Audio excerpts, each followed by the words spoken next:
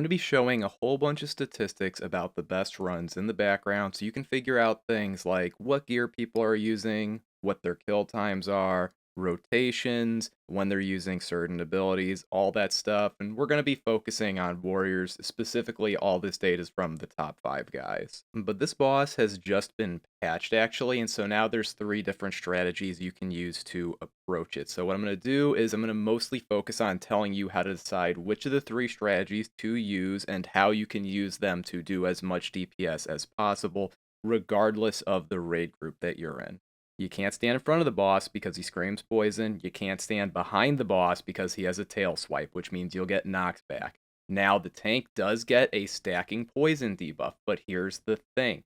You can just hit the boss until he starts casting Eternal Slumber at 80% health. Why do you not have to worry about the stacking debuff? Because you'll do a fifth of the boss's health before the stacks are too high. The stacks will fall off your tank while the boss is casting Eternal Slumber. And this is where you'd pick which of the 3 strategies you're going to do. So the optimal strategy, which you may not have enough DPS to do, is you just stick on the boss while he's casting Eternal Slumber. What'll happen is that you'll all get teleported into the Shadow Realm, and then you'll see another boss, which will also be casting Eternal Slumber. You kill him within 30 seconds, you have a 100% damage amplification buff while you're in the Shadow Realm, but if you fail to meet the DPS check, it kills your entire raid group. Next, we'll talk about the Boomer strat. When the boss is casting Eternal Slumber at 80% health and is in the normal realm, you have the entire raid stack on the boss's tail. You kill the fire elementals when they spawn. This will give your entire raid a debuff that makes it so that way they instantly get teleported out of the Shadow Realm. That debuff only lasts 10 seconds and it does damage to you. So you want to kill the fire ellies like 5 seconds before the boss finishes their cast on Eternal Slumber. What'll happen is you will get teleported to the Shadow Realm for like a split second, and then you'll be back into the normal boss fight.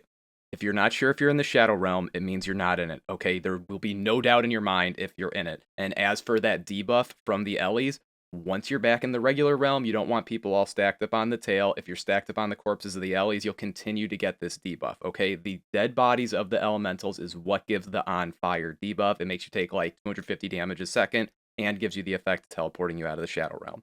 Now we can get on to the I want to parse, but I don't play with the best player strat. What's funny about this strat is it probably will let you parse better than being in a super elite group, unless your super elite group is extra fast. This is what you do. When everybody's stacking up on the tail to get the debuff, you don't stack with them. Why? What this will do is it'll send just you to the Shadow Realm and any other people that also don't stack. It can be up to like 5 of you that go down. You'll do double damage while you're in the Shadow Realm. You're going to just rail the boss, okay? With this 100% damage debuff, you're going to rail the boss, do a bunch of DPS, and watch his cast on Eternal Slumber. Now, when he's about to get it off, you need to kill one of the flowers in the room, and it will spawn a portal that only one person can take, which then despawns the portal. When you take this portal, it will put you back in the regular realm. If you don't use one of these portals before the Eternal Slumber cast gets completed, you will be killed. That's how the raid wipe mechanic works in the Shadow Realm. It won't wipe your whole raid, it'll just kill you. There's just not enough flowers for your entire raid group, so that's the reason why you don't have everybody just eat the Shadow Realm and then break 20 flowers and have you all get out. There's like 5 or 6 flowers. That's the reason why you need to use the Ellies if you're not going to kill the boss in 30 seconds when you all get teleported down there. If you're confused what's going to be going on in the regular realm while you're in the regular realm, Hazzas will be up there casting Eternal Slumber at the same time that Morphaz in the Shadow Realm is casting Eternal Slumber. So there's not really any mechanics going up in the regular realm while you're DPSing in the Shadow Realm. In the Shadow Realm, there's also going to be rocks falling from the sky. Try to not get hit by them, but probably you're just going to have to see how it looks. As for some other tips on how to do more DPS, you want Hazzas to be tanked in the middle of the room because when he begins to cast Eternal Slumber, he flies to the middle of the room, summons the Ellies, and then begins casting Eternal Slumber, and he flies fast as hell, so you'll lose uptime if you don't tank him in the middle of the room. And also, if you get sent to the Shadow Realm, you'll see Morphaz, he's not going to move from the middle of the room, he's a separate mob. He's on the west side of the room, the far west side of the room that you're in. So the second you're about to go to the Shadow Realm, you want to start running west. That way you have as much uptime as possible. I'm going to talk about the strat where just you and a couple other people go into the Shadow Realm just a little bit more. This is how you should probably do it. The second you guys go down into the Shadow Realm, you each kill your own flower to spawn your own portal, and then you hit Morphaz until you need to take your portal, okay?